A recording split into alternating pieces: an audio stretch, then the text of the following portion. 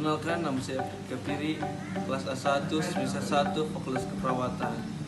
Kali ini saya akan membahas pengertian Henderson dan sistem pengendalian tubuh, mekanisme umpan balik negatif dan positif. Pengertian homostatis.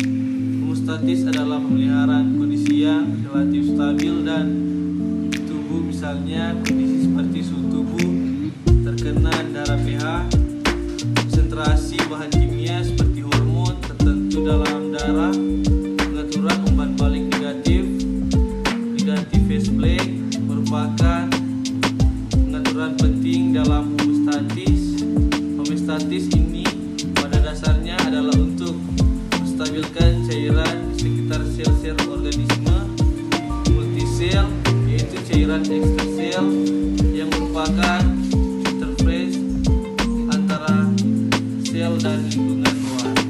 Balik negatif dan positif. Mekanisme pengendalian kondisi homeostatis pada hewan berlangsung melalui sistem umpan balik. Akan tetapi kita tidak boleh lupa bahwa ada dua macam sistem umpan balik, yaitu umpan balik positif dan negatif.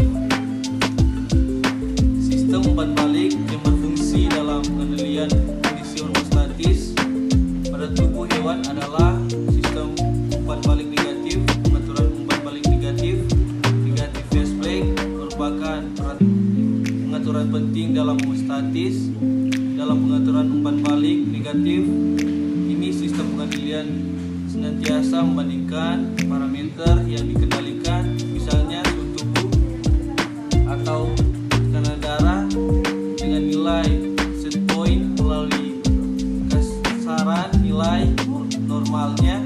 Perubahan parameter yang dikendalikan akan mencetuskan respon yang melawan perubahan sehingga mengembalikan parameter tersebut pada nilai set point. Selain itu, ada juga pengaturan umpan balik yang positif phase break. Pengaturan ini tidak bersifat homeostatis karena akan memperbesar respon sampai ada faktor luar yang menghentikan. Homeostatis bergantung pada putaran umpan balik. Setiap sistem kontrol homeostatis memiliki tiga komponen fungsional, yaitu respon, mendeteksi perubahan beberapa variabel lingkungan internal hewan seperti perubahan suhu tubuh. Biasanya ini dilakukan melalui sinyal listrik atau kimia dalam tubuh. Pusat kontrol memproseskan informasi yang diterima dari reseptor dalam mengarahkan suatu respon yang tepat melalui efektor. Efektor menerima keluaran dari pusat kontrol yang kemudian mewujudkannya dalam bentuk suatu respon tubuh. Contoh, komando dari otak diterima oleh efektor, misalnya sistem gerak. Demikianlah pembahasan saya mengenai pengertian homeostatis dan sistem pengendalian tubuh, mekanisme umpan balik negatif dan positif.